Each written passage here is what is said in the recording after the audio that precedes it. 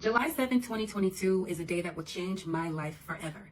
That's the day I was diagnosed with breast cancer. And while I've shared plenty of my story, I haven't really shared what the days leading up to diagnosis and directly after look like. And as I go through this week, celebrating my triumph of loving my way through cancer, I just want to remind you that you can't always see what people are going through. We don't really know. So give a little grace.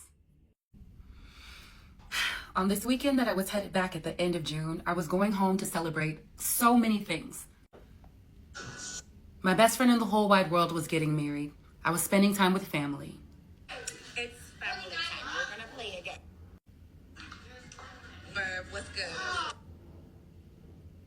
And my other best friend was going to be picking her wedding dress that day. But only a few people knew that I had a biopsy scheduled for that Monday. I went back to Atlanta like nothing happened and just kept living my normal life, working out, hanging out, partying, enjoying my life, trying to keep it off of my mind.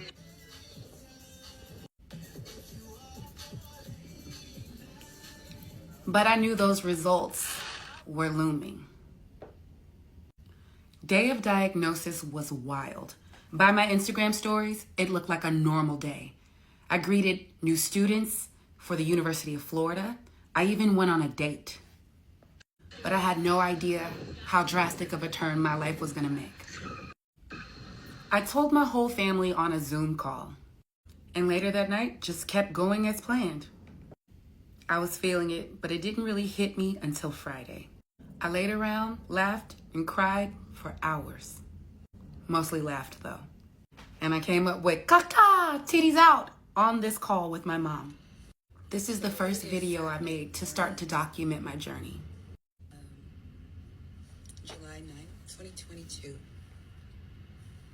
And 2 days ago, I was diagnosed with infiltrating ductal carcinoma.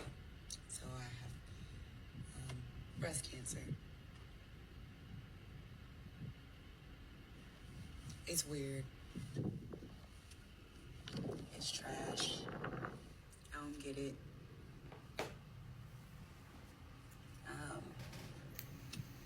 Lots of questions, well, lots of thoughts, obviously. And because of the type of personal development work that I do, obviously nobody tries to get cancer, but it's forced me to think about the thoughts that I was thinking, the thoughts I have been thinking that could have possibly triggered it. And I think about how much fear that lives in my mind subconsciously all the time. Fear as it relates to money, fear as it relates to relationships, fear as it relates to housing security over the last 2 years, especially.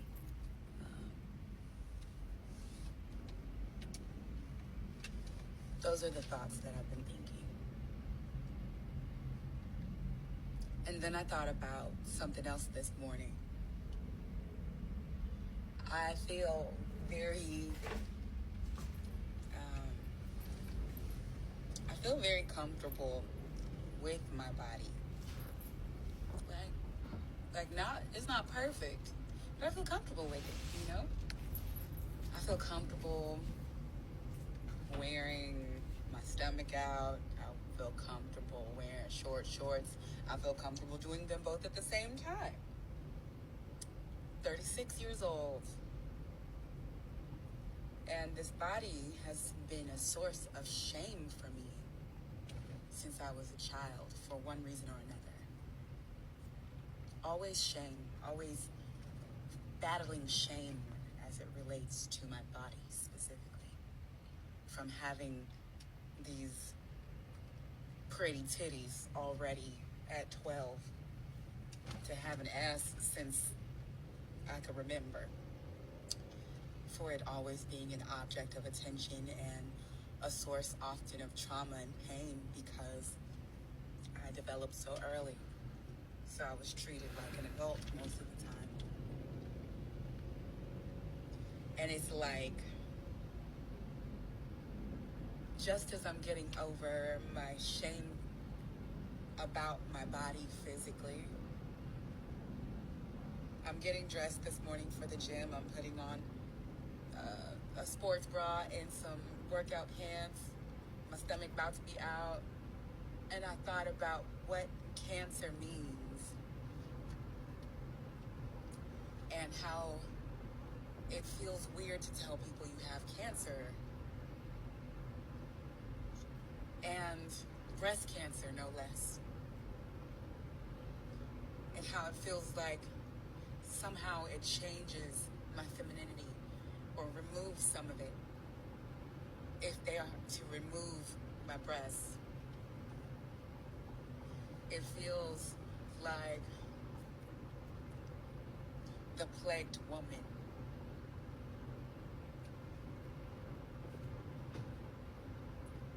And it's just so crazy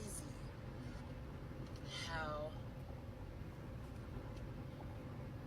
my mind is trying to create another way to feel shame for something that I did not have control over.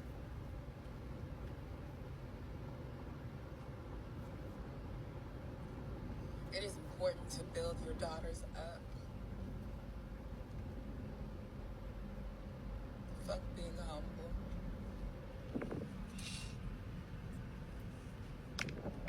I don't think humility, teaching your daughters humility is valuable. Because the world will try to shame them and make them feel like trash enough. At home, make your daughters feel like they're fucking superstars. So that when they go in the world, they won't be placed in situations or they'll be able to handle them because they know who they are.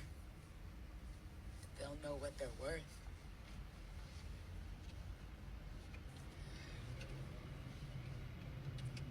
I've been reading everything on Reddit that I can, and a lot of people don't like to talk about their status as a person with cancer. But all I can think is like, yeah, people gonna say crazy stuff. People don't know how to say the right thing. But me, fading to darkness because I have cancer is something that would make me feel shameful too. And I don't want to. So I'm pretty sure that I'm going to share this journey with people. And I'm not gonna feel shameful for it. I don't wanna shame. Good morning. I've had a tough couple of days. It's true. Really, really, really tough couple of days. But in my car, these buttons are there. I remembered who the fuck I was. And I'm at the gym. And we're about to get it in today. I like it here. I love this. And I love that I can do it. Look at this. Beautiful blackness. All this beautiful blackness up in here. Put that damn phone down, go see your